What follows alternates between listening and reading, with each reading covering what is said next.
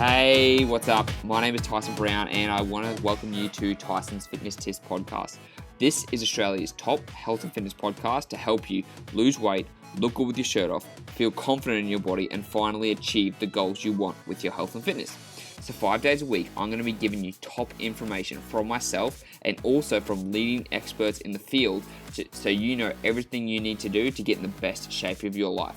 From nutrition to mindset to workout, everything is covered in this podcast and you need to go nowhere else. So like I said, it's going to be 5 days a week, Monday to Friday, in your ears with quick actionable segments that you can implement straight away, because the most important thing is that you can put these things into play. Also, if you listen all the way to the end of the episode, you're going to get 2 special gifts that you can download upon listening to it. So make sure you listen all the way to the end to get those free gifts, okay? So let's get into the episode.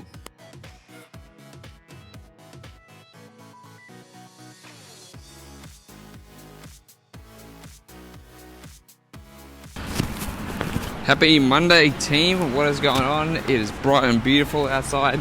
I have just dropped off my bike and I'm walking back from the bike shop, getting it serviced so I can go on another ride. These rides have actually been pretty great lately. It's been a month now. I've just hit week number 4, which has been cool. Hey, Armand. And basically what I've been doing every single Sunday is I'm going for a ride somewhere. So like I've been to Manly Beach twice because I went to Manly Beach again on the weekend. Since last week it was actually closed due to rough conditions and I had a vendetta against it. I was like, no, I'm gonna get there and I need to swim. So I went there this weekend and it was great. I did some body surfing and it's so funny because I actually heard someone talking about on the podcast the other day about like how the ocean is like an energizer and it makes you feel good. And like, fuck, it is so true. Once I got there, I rode my push bike there, which took about an hour and a half, about an hour and 10 minutes. Once I got there, went for a swim, and I just felt so refreshed and energized. And I actually felt like I could swim back. Like, it was really weird. Like, I was like, you know what? I could swim back right now. I mean, I could ride back like right now. I felt good, I felt energized, and there's something about the water. So anyways, every Sunday, I've been going for about anywhere between a 15 to 25k ride and back. And it's just been great. So I'm getting the bike serviced. And while I'm walking back, in the meantime, I thought it'd be a really good time to do some Q&A for you guys. So I'm going to pull these up here. We're going to answer these Q&As that I was getting people to ask me the other day, and we'll go for there. So let's start at the start. What BCAAs should I buy? The answer to this question is very simple. There's only one BCAA you should be buying. None. That's the answer. Why? Because BCAAs are a waste of money. They do not do anything for you. Even if you're training fasted, you're pissing your money down the drain. So what I'll suggest is, instead of wasting your money on BCAAs, go and buy actual protein powder. Because protein powder is going to be much more beneficial for you in the long run. And protein powder actually works. Or you don't even need protein powder. You just consume whole protein foods and you don't worry about trying to get your BCAAs. So when everyone's trying to sell you stuff, even though they're still at the supplement store, even though you still see ads for them, do not waste your money on BCAAs at all, because you're literally pissing your money down the drain. They are good for nothing. The only thing they're good for is if they taste nice. So if you want to drink expensive water that tastes nice, absolutely. Or you could just buy some of those things to make the water taste better. That's actually cheaper, okay? So don't buy any goddamn BCAAs. Let's have a look what else we got. What's a good chest workout? Chest workout. What's a good chest workout? Well, basically, any movement that's going to work your chest. Now, I'm assuming you want to have a good chest workout because you want to gain some lean muscle. So if that's what you want, first of all, you have to think about, okay, am I eating enough protein? Am I eating enough calories? Because you're not going to gain muscle in a calorie deficit. That's the truth, all right? So first of all, you must be in a calorie surplus to gain muscle for the most part. Secondly, you've got to have enough protein. How much protein do you need? 2 times your body weight in kilograms. So if you're 70 kilos, you need 140 grams of protein. Now from there, once you know, okay, I know how much protein I need, I know how many calories I need, what's a good chest workout? Well, you want to focus on the big builders. So that would be the bench press, the incline bench press, dips, dumbbell bench press. that's pretty much it. I mean, there are other exercises, seated chest press, cable flies, all those things.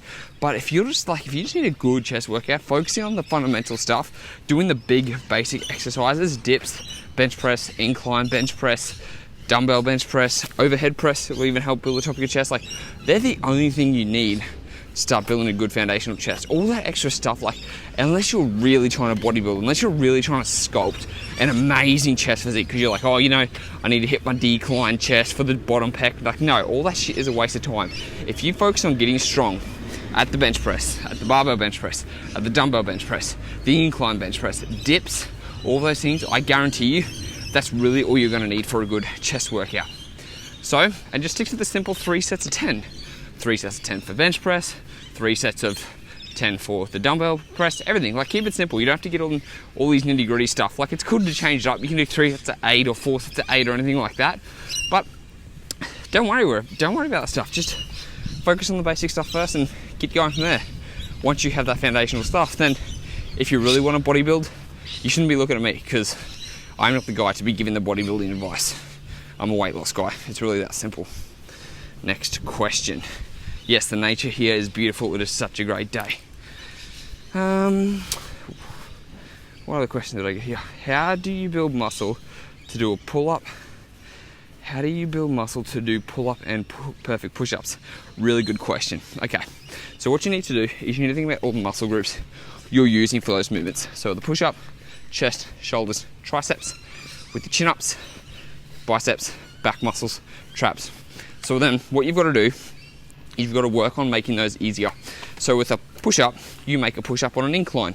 So instead of doing it on the floor, you do it on an incline. I'll give you a perfect example with this bench over here. For those of you listening to the podcast, unfortunately, you can't see this. But let's say I want to get to doing a push-up on my toes on the floor. Well, first you make it an incline. Let's see if we can do this one-handed. And you do push-ups on an incline. Once you get easier on an incline, you make it lower and lower to the ground until you can do a full push-up on your toes. And that is how you develop the muscles to build a full push-up. Same thing goes with the chin-up. If you can use an assisted chin-up machine, that's going to be really, really helpful, because the assisted chin-up machine is going to get you, what's the word called? Help you the leverages to understand what you're going to use. If you can't do that, then you can use a band. You can buy one of those big resistance bands that you can use to help with the chin-ups. And if you can't do those two things, then what you want to do is a lot of back exercises. Bent over rows, lat pull downs, underhand lat pull downs and overhand lat pull downs, face pulls, anything that's going to build the back and bicep muscles. And when you focus on that, that's what's going to help you build up all those muscles to be able to eventually do a chin-up.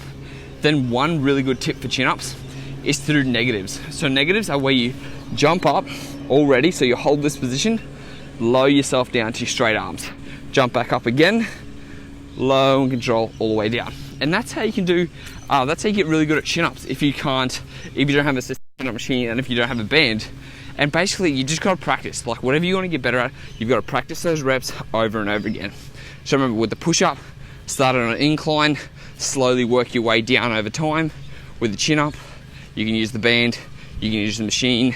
You can, hey Tania, I was actually just answering your question, so you're going to have to go back and watch this so you can make sure. What I was saying though, with the chin-up, is you can either use the machine, so you use the assisted machine to get better at the chin-up, or you could do the banded chin-up, so you can actually wrap a band around the chin-up pole and do chin-ups like that to be assisted. And if you don't have access to those things, you can do negative chin-ups. So you jump up, you hold it to the top, and you get your arms all the way straight. And then you jump up, hold it at the top, and you straighten your arms all the way down. And that's what's going to help. And then with push-ups, Tania, just go back and watch the video, because I explain how you start on an incline and you work your way down slowly. But it's not going to happen overnight, especially for girls that upper body strength isn't as strong at first. So when you practice these movements, it's going to get easier and easier to do. And eventually, you're going to be able to do it without any assistance. But don't try and rush. You've always got to practice a good technique first. The better technique you use, the more range of motion you use, the easier it's going to be able to actually do those, what are they called? Do those exercises in the future. Now, another question I got, let's have a look here. I answered Tania's. This is not a fitness question. Who will I be voting for in the election? I have no idea. I don't watch the election. I'm very ignorant when it comes to those things. I have no interest in politics because, frankly, I don't give a shit. So that's gonna be the answer for that one. Oh, and that's it. Okay guys, that are the answers done. Hey Mike, how you doing? Hope you guys enjoyed watching. Go back and watch again. If you have any other questions, make sure to ask, and I'll speak to you in the next one.